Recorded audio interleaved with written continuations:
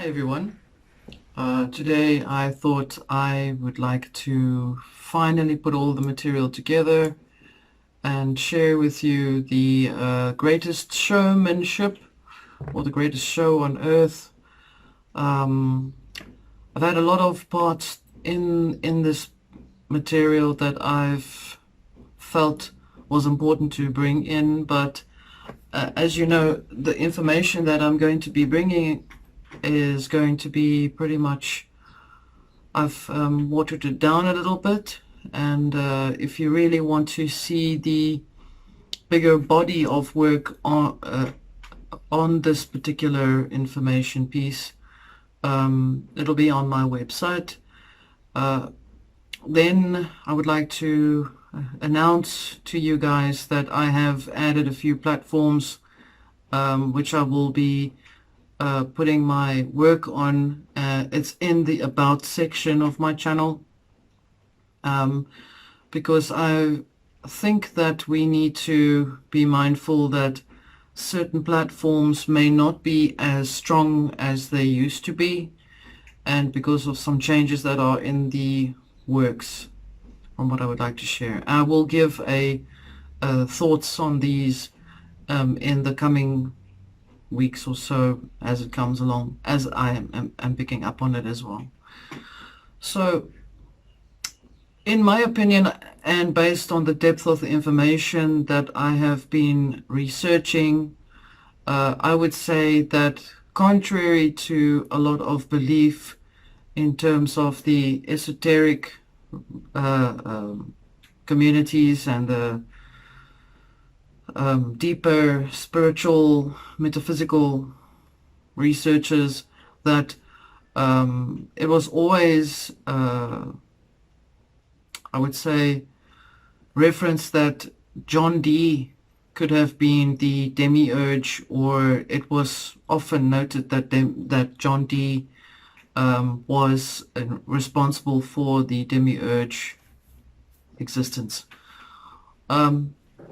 I'll explain a little later what the demiurge means, but this is based purely on referencing all of the work that I've gathered together, internal as well as what I've researched to establish why I say what I do, what I said in this work. So I am urging you to please listen carefully and to be mindful that this is, as you all know, a metaphysical discussion in terms of the matter at hand, and that we are going to be touching on a few things that might be sensitive in terms of the algorithms on the system. So when I refer to the demiurge, it's very important that we have to understand that the demiurge has a Gnostic reference to it, and that the demiurge is used as an archetype that defines the alter ego of a god that controls the system that we're in. And this is not in relation to the devil or anything like that. The demiurge is just an archetype of an egoic energy of a god.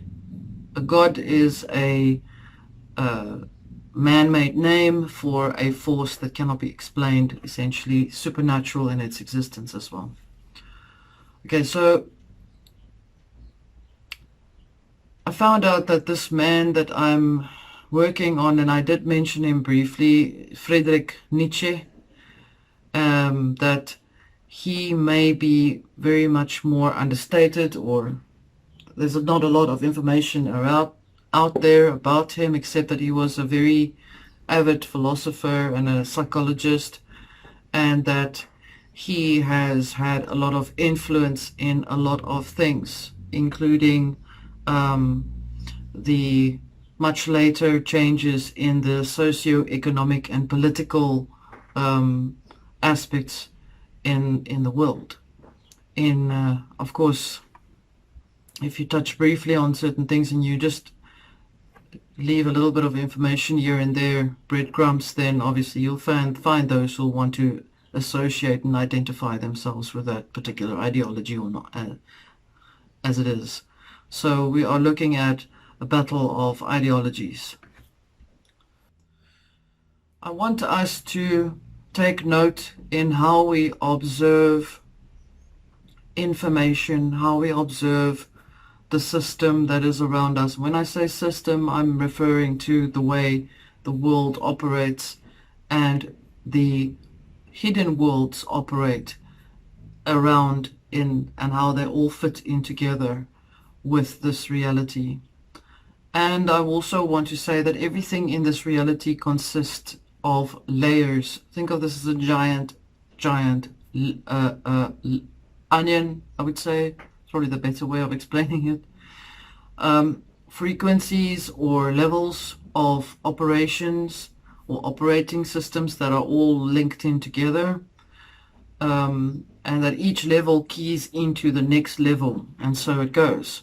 So one level cannot exist without the independently on its own, except for the influence from another level. And that is how this system and this reality operates. It works by way of energy keying into energy. It's the same as when you're looking at people and you're communicating with certain people, you connect with them, you have something inside of you that keys into that person's energy, whether it's a positive thing or a negative thing. It's the same thing. We are all energetic and we are all operating in frequency, and we all connect in that way. So when you look at the entire picture, as I'm trying to explain to you, I want you to take note that we are spiritual or spirited beings. And when I say spirited beings, I'm saying this is beyond the human awareness of religion or faith-based of any sorts. This is beyond that. This means that I'm not saying that there's no support in religion or in any faith-based beliefs as such, but I am saying that we must be beyond the aspect where we believe in things and rather be convinced that we are already within that paradigm that we are looking for, that we're seeking. So it is a state of shifting your awareness to where you're meant to where you are observing the particular information. And this is very much the foundation for the Promethean channel. We observe in all the levels within ourselves into the system without becoming trapped by it, by any beliefs as such. So, okay.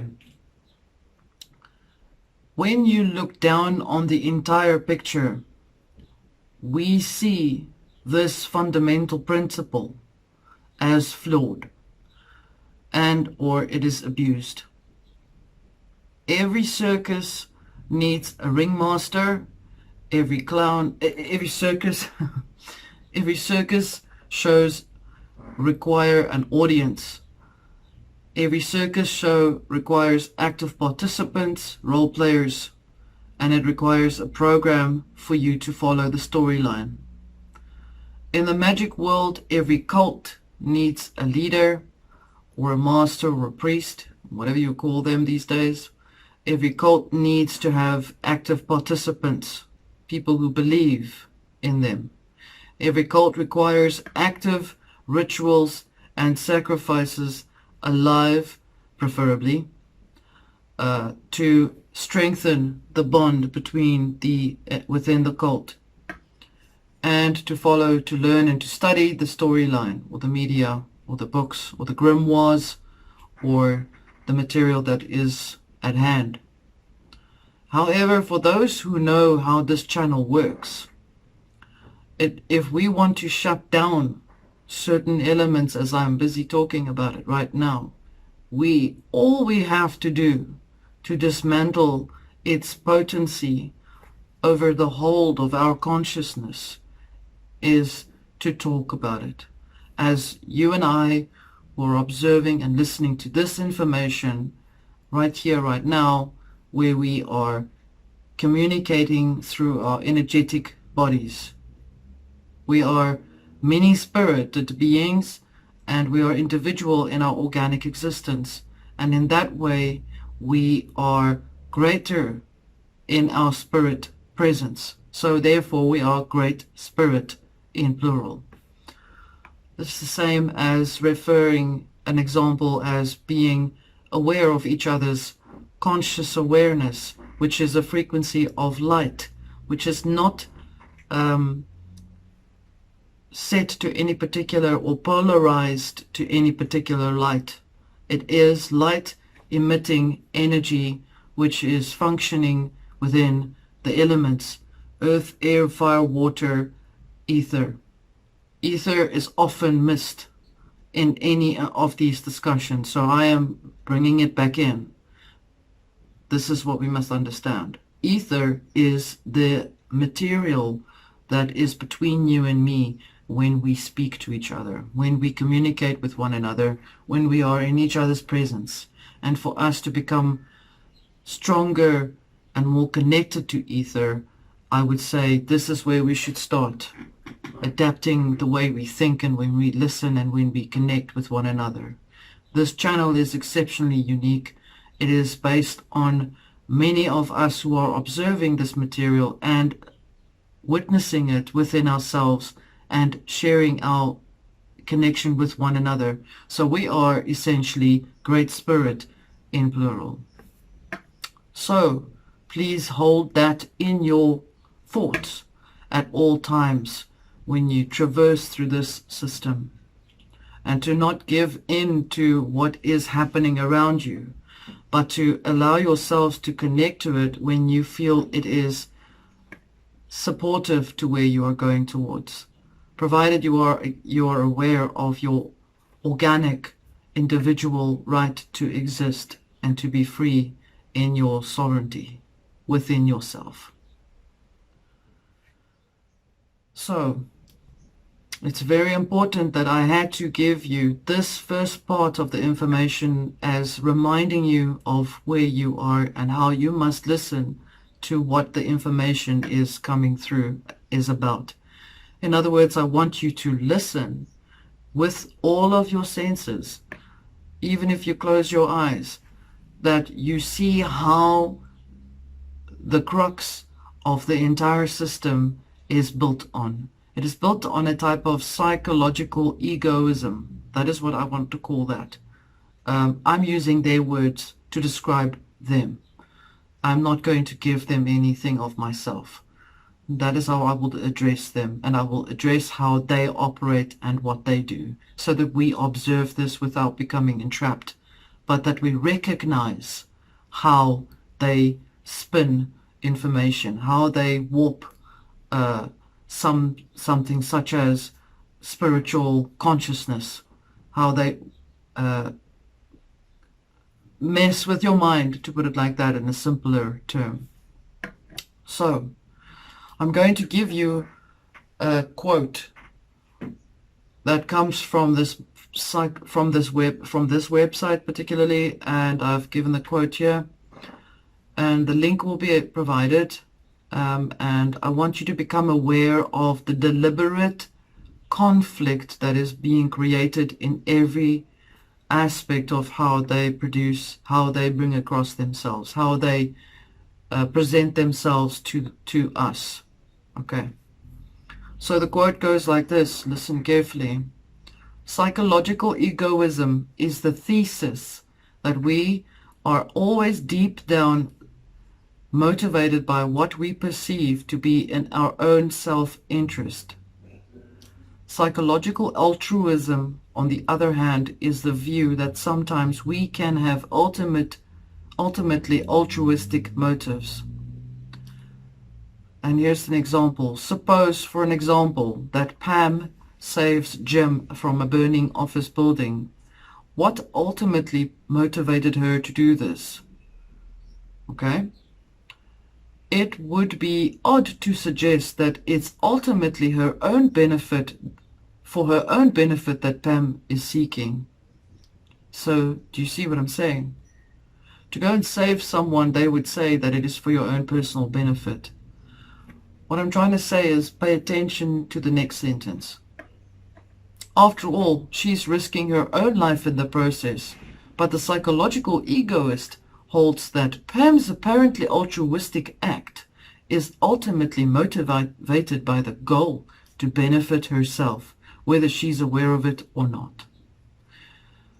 Where I've placed an example, well, there's an example of Abraham Lincoln where he was asked why, what are you trying to explain in terms of how to operate a particular situation, and he said, well, he used an example of a sow who had piglets that were busy drowning because she couldn't get out of the mud, and he was upset about it. And they asked him, so what did you do? So he said, well, basically I went to save the piglets because I needed peace for my mind. Okay. Now keep this in mind. Don't try and analyze it yet. Just hold that now, for now. So the rest of the quote goes, Pam might have wanted to gain a good feeling from being a hero, or to avoid social reprimand that would follow her had she not helped Jim, or something along these lines. End quote. In my opinion, this is conflicted. In my opinion, it is a flawed thesis, and I want to call it flawed because it is skewed. If we understand that, it gives us a very blurry explanation of what it means to have individualism, to be individual in one's existence. In other words, to allow oneself to have freedom of choice and thought and free will. And what they say is it's actually wrong to have free will, because you're really doing it to get attention. You're doing it because you're such a weak person you can't handle not doing it. Do you see the flaw? Okay. It's very important that you take this in consideration, because this is the psychology that they operate with. In other words, go for this thing because you're going to make others sick, and if you do this, they won't die, but they will die. They're just not, it just won't be on your hands. So that is how the rituals work. Okay, so it ultimately underwrites the conflict in the conditioned society. This is really what that's all about. And this is where the belief of ideology of the greater good fits in with as a type of band-aid. So the greater good ideology is the second part to this part that I've just explained to you. So, in other words, there goes Pam. She's the hero for the day. She's going to save Jim, and not just Jim, his animals and his pets and his family as well. And, she's the hero that we all want to aspire to, blah, blah, blah, blah. So it makes everybody feel better about themselves. Okay. So passing around the responsibility for being able to do something like that for yourself is what they find as something that can create damage. Anyway, let me not go into that. So the next part of what I would like to share with you, this particular ideology or this thesis, or books that have been written about this particular thesis at great length, comes from a person called Friedrich Nietzsche. And why is it important to take note of this particular showman? Because I think he's the master of the ring. Because his influence is what basically founded so many false, flawed, skewed narratives, beliefs. I think you can go ahead and look for yourself where you can see that there's an absolute incredible skewed observation in terms of things. That, and the fact that there's a payoff of it as well. I believe that he inverted something. He inverted an entire belief system of, in my opinion, snuck through all of the other noisemakers and the ones that propagate certain theologies and beliefs, like the Great Reset, blah, blah, blah. And Nietzsche claimed the exemplary human being must craft his or her own identity through self-realization. Fair enough. And then do so without relying on anything transcending, such as soul or God. Okay, so basically, if you are aware that something exists, if you exist without the awareness of the force of energy that runs the planet, that operates the planet, you know, makes your heart beat without you doing anything, or thinking about something, and you are coming into that awareness in your thoughts that it's something very spiritual that you're experiencing. So you can't have that. So you basically have to exist in a materialistic society, because that's all there is. Materialism is the manifested foundation for the system in place, sitting like a tick on the earth. There. That was perhaps very crudely explained. But materialism essentially is, I've explained this before. If you need to understand what it means, please go back to the video about kaput manis. That should explain to you what that means. So I will continue, because this is rather a big body of work. And I apologize now, while you're listening, that this will be a little lengthy. I'll try and keep it as short as I can. So he claimed himself to be an exemplary individual on the earth. He literally said, this is just a rough adaptation of his quote of how he saw himself, and that he could basically do whatever he wanted if he could, you know, avoid the idea that there was something beyond him, and that there was essentially no internal interface to connect with the world. So essentially, if you are without a soul, you are existing as a vessel with, if you are not in contact with your spirit, you cannot have contact with your soul.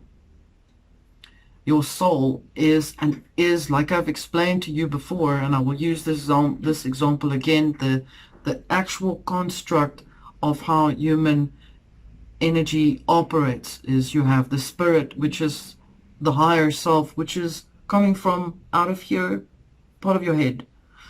Okay? Then you have the soul, which is the front part of you.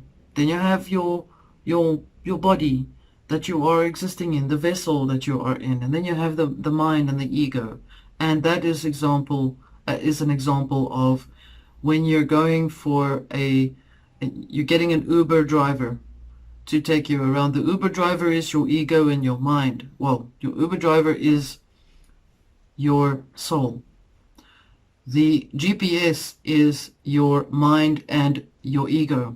The passenger is you, the higher self, the spirit, and the car is the vessel, the body that you're existing in. If there's no passenger in the car, then the Uber driver can drive wherever he wants to, but he will aimlessly dwell wherever he feels the next best thing is that he is being led to go to. And so you can imagine, if you had to remove any or one of these parts, that what state of consciousness would you have then, which you would look at and what you would deal with. Okay, so I'm leaving that there for you. I digressed a bit. So much time was spent, from what I can see, in how active Friedrich Nietzsche was when he was working to show, in his opinion, the Marxist ideas in an inverted manner. Yet publicly he was very opposed to it, supposedly. There's a quote that says that I am telling you, I think this was just an inversion. once again, the quote starts here. Once again, the difference between Nietzsche and Marx seems to lie in the fact that Marx's analysis that developed was the development of Western philosophy within the socio-economic context of class conflict, and in other words, races as well. While Nietzsche's views was an expression of the dynamic will to power that guides all human behavior and reasoning. In other words, the will. How is that any different from what Marx is explaining, when Marx is saying that it's because of these things that I am using my will? And Nietzsche says it's because of these things that my will is the powerful one. Do you know what I mean? It's like weird. That's what I'm talking about. I'm saying keep your wits about you.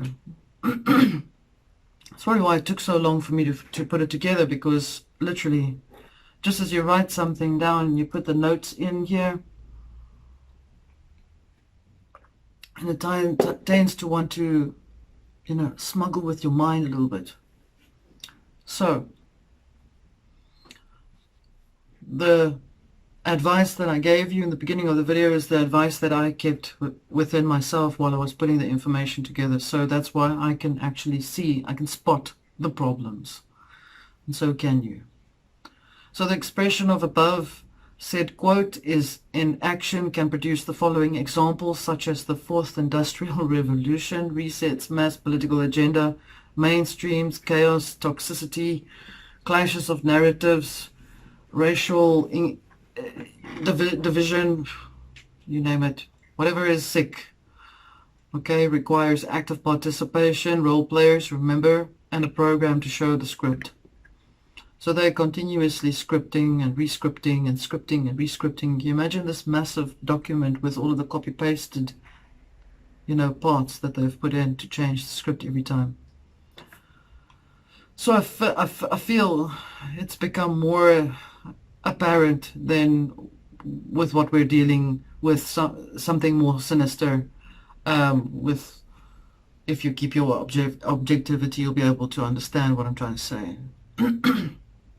This is the part where the forked tongue comes in, the parcel tongue from the previous video.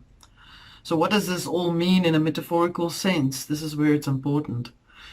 The only reason they get away with what they are doing is because, as I've stated in the beginning, they need an audience, an active participating audience to, be present, to observe their stuff. They know that you're watching, and it is your observation, your witness to and participation in their story that makes their story such a massive blockbuster. Okay. So, we are now moving into multidimensional chess play. Okay. This is what metaphysically what it metaphysically means to observe. Imagine you're playing chess in a multidimensional level. Okay. So I'd like to bring two things to mind, just for us to understand the whole story. You'll see when I bring it all together what it all means. So I'm going to reference the two creations which I've mentioned in the previous thoughts video, where I'm going to say that the Bible, this is a quote from a gentleman called Gordon Lindsay, and the link is will be provided on my website. The Bible has a great deal to say about Babylon. In its first chapters, it records the building of the Tower of Babel and the subsequent scattering of the population throughout the earth. Later, the kingdom of Babylon attained power over all the civilized world, and after its fall, the religion of Babylon continued as a system which exists even to this day. And this is from a gentleman, Gordon Lindsay. Link will be provided. So then I did some internal work. And the first creation was designed by way of its structure, as one could reference as the building of the first Tower of Babylon. Incidentally referenced as the ritual of destruction also on the tarot card deck, where you get the Tower card of the Twin Towers. It's the same thing.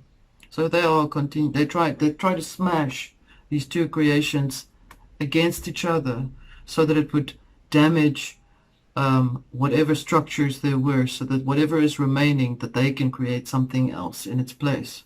That is what the Twin Towers was all about. A ritualistic breaking up of two creations. Darkness. So let me put it this way.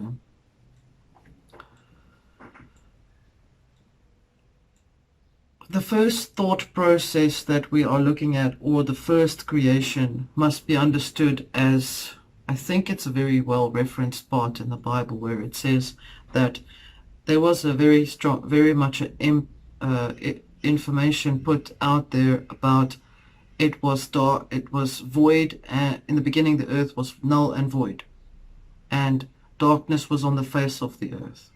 I think that part is very important. You must understand that was a first creation.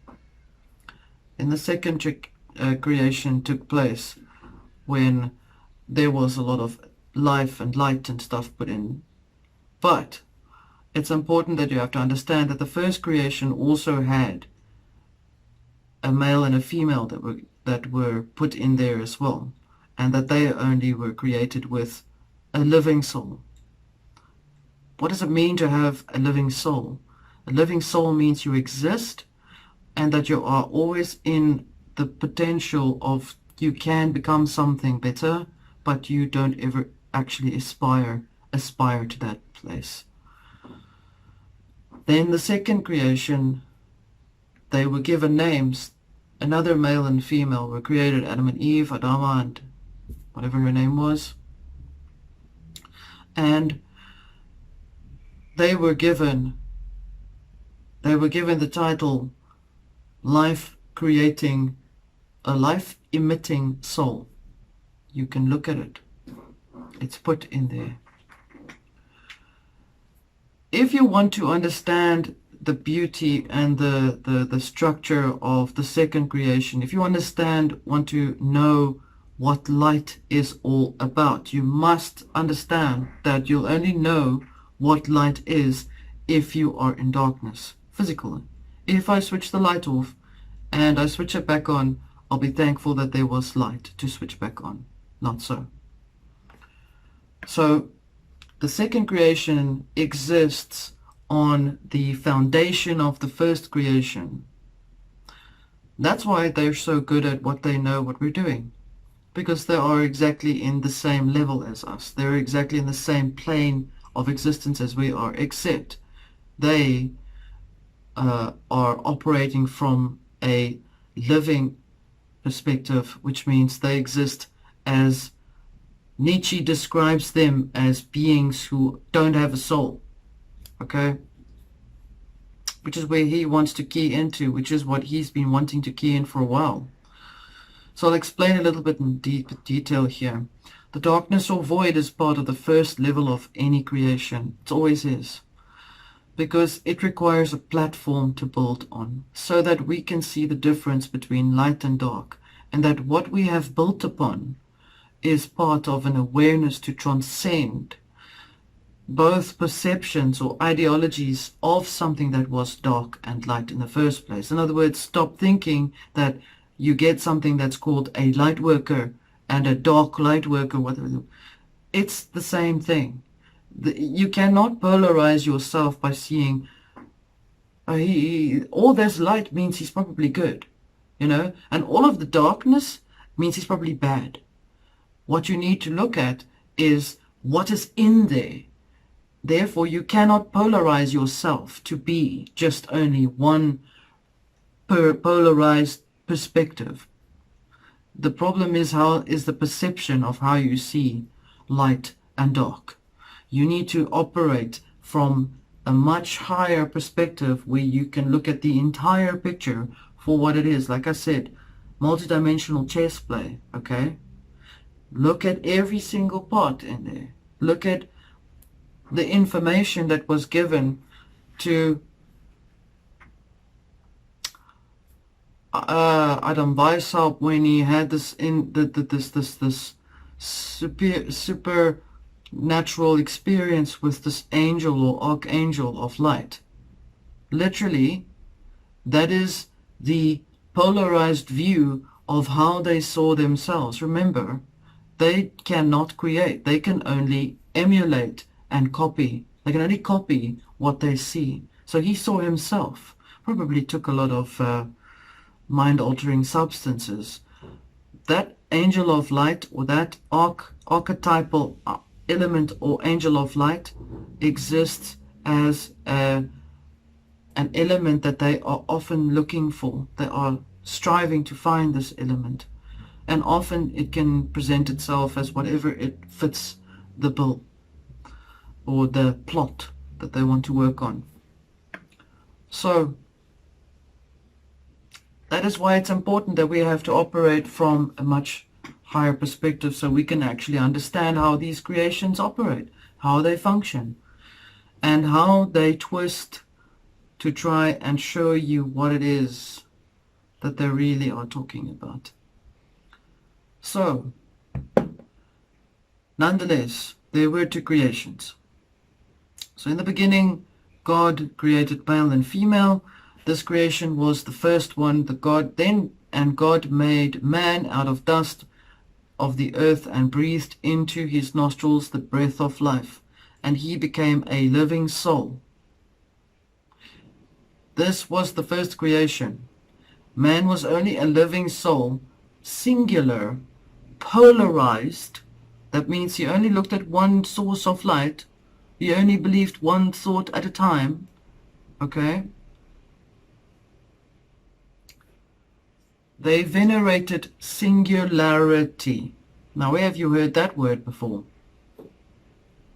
Singularity is like the one-eye monster on the top of the pyramid. Singularity is also monotheistic. It's also one big ball of shit, to put it like that. That's a way of thinking, okay? Existing, and that they existed only for the sake of being in the presence of the singularity force. You know, light workers. It's so terrible to actually even bring that word up. I wish that word could be scrubbed out of the system, because that is that there's malevolence connected to that word, irrespective of the people that are doing what they're doing. If you have a polarized view on something like that, it means that you are not considering all the other aspects. You refuse to expand your consciousness. You can only literally see just what they're showing you to see. Remember this. Okay? That's what they're trying to show you. That's this whole one-eyed pyramid bullshit. That's polarization. Okay. So, it's important to understand that the first creation consists out of living souls, and that they are existing in something that is called the void. Darkness is not malevolent. Void is. Okay? Void means there's nothing. Okay? Except existing in a speck of energy there. The first creation consisted of original surroundings, of the ground, on the earth, on the grounds of blood ritual. The blood that spoke when Abel was killed by Cain. Cain happened to be the firstborn of the first creation. That's what that means. Abel was the secondborn, and he was from the second creation. That's why his blood could speak. Cain killed Abel. Okay. To sacrifice and to deify that sacrifice, they pray to an angel of light, which is an embodiment or venerated element of the lunar cult. Lunar cult means belief in the lunar energies, which means it's feminine. It is Thelema. It is I will put examples for you to see how many of these temples. Okay, it's not Masonic, it's the other one. It's Hermetics. So not Masonic, Hermetics, Templars, the Vatican. These things are all lunar cult based. I'm not saying Vatican as a Vatican. I'm talking about the Jesuit orders inside the Vatican. Things that are hidden, that are operating from a hidden basement level, to put it like that. That's lunar cult. So what is solar cult is Masonic, things that are out in the open, the Templars, etc., etc., etc. Okay, you follow where I'm saying? Okay. So, lunar cults require blood ritual. All blood rituals are based on the first model of the first creation of ritual, which is Cain killed Abel. Okay. Cain was a farmer. I don't think I need to go into much more detail to explain to you. And Abel was a shepherd. And the first two sons of Adam, which happened to be from the second creation. Okay. Friedrich Nietzsche is listed as a Gnostic saint in Liber L2, Liber level 7. This is a quote that comes from Aleister Crowley. He basically founded his entire belief system on Friedrich Nietzsche's philosophy. He basically worshipped the guy. He says here, Friedrich Nietzsche is listed as a Gnostic saint in Liber L7. That's a book that Aleister Crowley wrote. This is the manifesto of the OTO, Ordo Temple Orientes, Order of the Temple of the Oriental, the East. In other words, the opposite of the West. Which shows he had, at the very least, a profound influence on the thinking of Aleister Crowley. This is a quote. An assortment of references to Nietzsche by Crowley shows that he was fairly well read in Nietzsche's thoughts, especially since translations of certain texts did not necessarily come out for a while. So yeah, idle hands, right? Firstly, we can see that Aleister Crowley thought very highly of Nietzsche. He was not only included as a Gnostic saint, which is quite bizarre that he says that, but anyway, but thought of him as a prophet of the Aeon of Horus. Again, the Aeon of Horus is the eagle with the one eye, right? Crowley said of him that Nietzsche was creating magic without tears. But if you don't know who Aleister Crowley is, there's a link for you to look at. He was not such a fantastic dude. Nietzsche was, another quote from Aleister Crowley about Nietzsche, Nietzsche was to me almost an avatar of Thoth, the god of wisdom, blah blah blah, Confessions. Crowley also on Nietzsche. Kindness and this is important. Here's very important for you to take in. Kindness, this is quote, kindness and conscientiousness and altruism are really drawbacks to the progress of humanity. As Nietzsche said this, and I too agree with him, there is little more to be said. End quote. Okay. Just go back to the psychology of the egoism part, the first part in the beginning, the quote, and then you'll see where I'm going with this.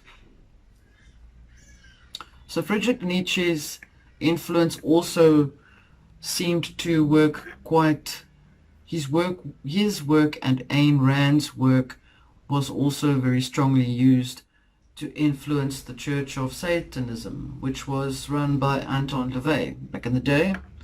And there's a link on that article as well, and I will reference quotes out of that as well for you.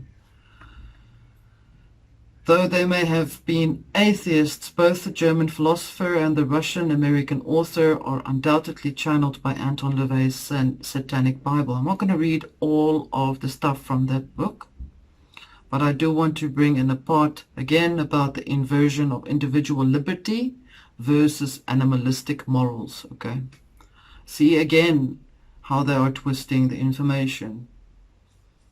So, quote here, despite its name, Anton LaVey's Church of Satan has very little to do with either Satan or his worship. In LaVeyan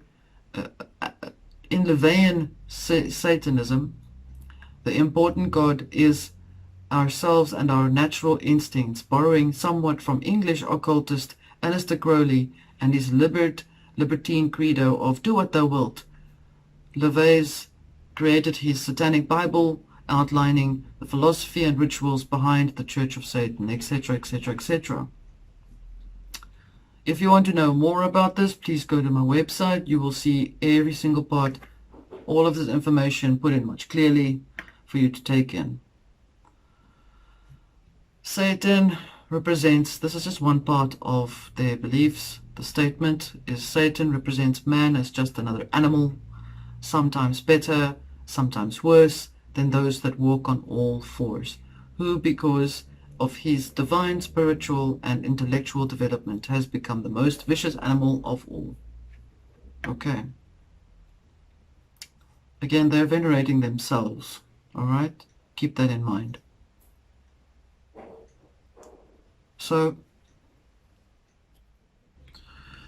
the author then leaves the last part of the quote, which is very important for us to take in.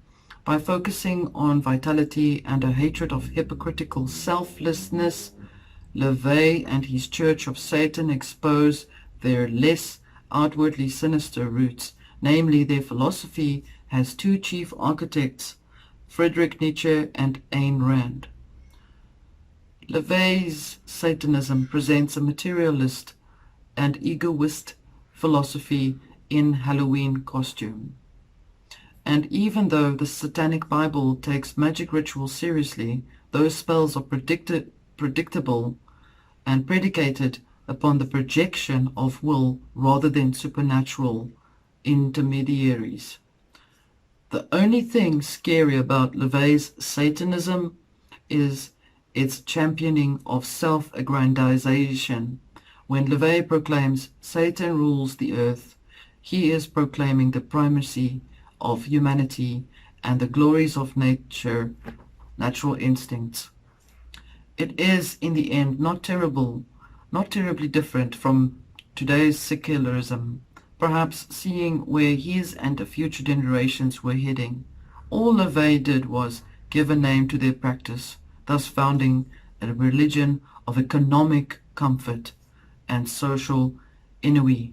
No demons were needed in this. End quote. I think it was a brilliant article.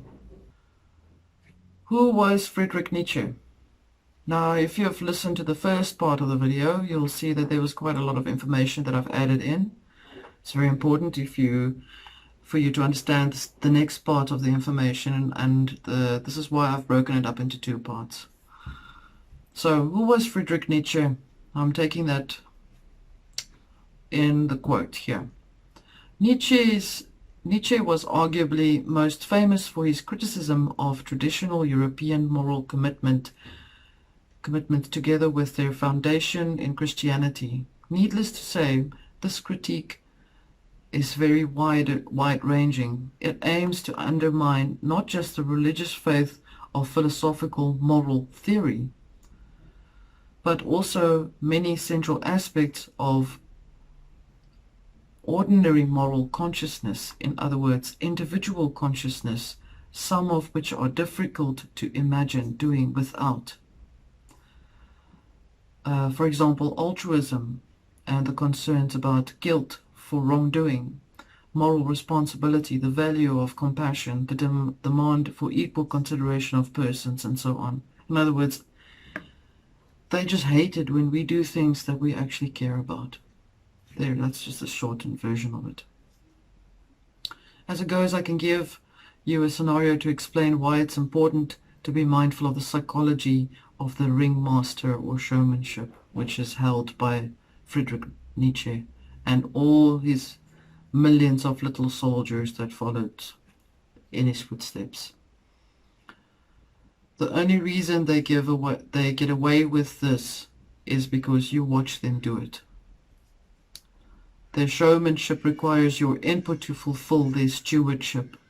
Their fate, their creation requires this involvement. Remember the first creation. They need you to embrace their feelings of fear, and that as they embrace their fear, they need you to embrace it with them. This is what they would consider surrendering to the abyss or the void. They interpret fear as something that is important for them to qualify that they are alive. It was never about killing. The act of that is quite extreme.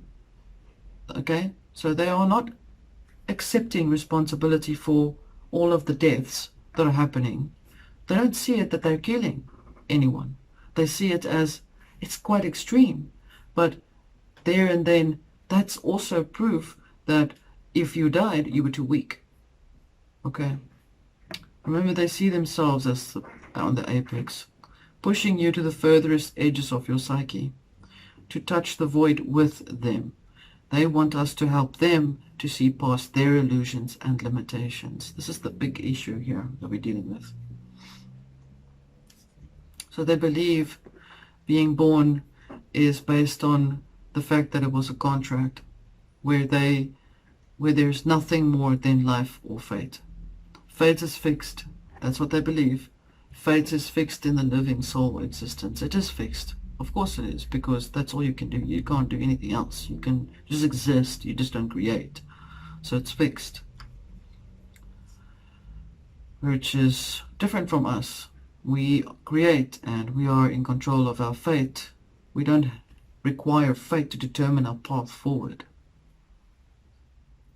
They also believe that they have power when they can let go of what they constitute as consciousness. In other words, to give in to animalistic behavior. Hence, what we see is not a pyramid of control, but an apex pyramid of power. The food chain.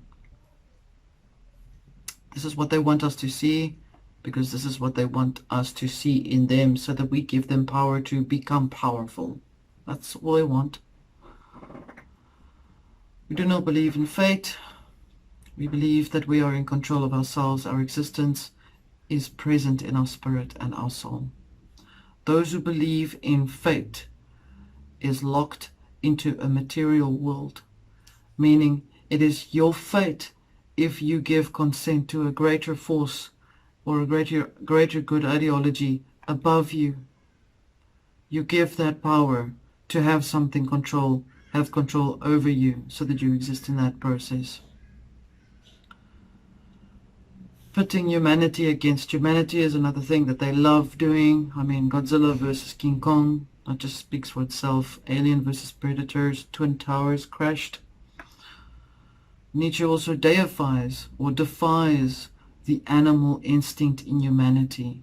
Nietzsche's best example of hope against a meaningless existence, which is how they see us. Hence his emphasis on the Greeks' world's response to the wisdom of Silenus. It's a quote in Birth of Tragedy, which was a playwright. If the sovereign individual represents history's ripest fruit, as he saw himself, the most recent millennia the most recent millennia have created through rituals of revenge and punishment a bad conscience. In other words, the holier he sees himself to be, the more he sees that is who he's supposed to be, the more his holiness makes him see how bad things are around him, because that's in his world. That is what he sees. And that is how they see us. Okay? It's a psychological change there. So I am going to leave the last part to you. All of the information that is very important will be on my website, but I will leave it with a quote for you. I think we now get the idea or the gist of what we're dealing with, of who and what we're dealing with. I will let you understand. I will share this part with you. Friedrich Nietzsche considered himself as a nihilist. What is nihilist? What is a nihilism? Nihilism is a philosophy or family of views within philosophy expressing negative negation towards general aspects of life that are widely accepted within humanity as objectively real, such as knowledge, existence, and the meaning of life. Okay? In other words, materialism. Probably the grandchildren of Darwin, because Darwin reasoned like that. And an example of nihilism is the passive nihilist values morality as a means to an end, not as an end in itself. The danger of active nihilism comes from its anarchic willingness to destroy society for the sake of freedom. The danger of passive nihilism comes from its conformist willingness to destroy freedom for the sake of a society. That was an example of what he wanted to project into this reality, and so he did. Because look at how messed up things are. But, on the other hand, look how amazing this is, because look at all the stuff that's coming out in the woodworks. Now that we can see what we're seeing, we've always wanted to see everything. And so the biggest lesson in here is to not become emotionally involved in it, and to carry on becoming aware of the internal awareness of this, of the spirit, which is within. And that is what is going to swing the bat going forward. That awareness that there is a passenger in the vessel and not just an aimless dwelling taxi driver, for example. I will leave this last quote with you. It was written by Dr. Filmich, and he closes in his statement on something that is very important, which I feel we all must consider. Quote, "It is humanity versus inhumanity. We are human, we can laugh, cry, sing, and hug. The other side can't. The other side has no access to the spiritual side. Therefore, the other side, without any doubt, the inhuman side, will lose this inhumane battle for life." I'm leaving that with you. Thank you. Much love.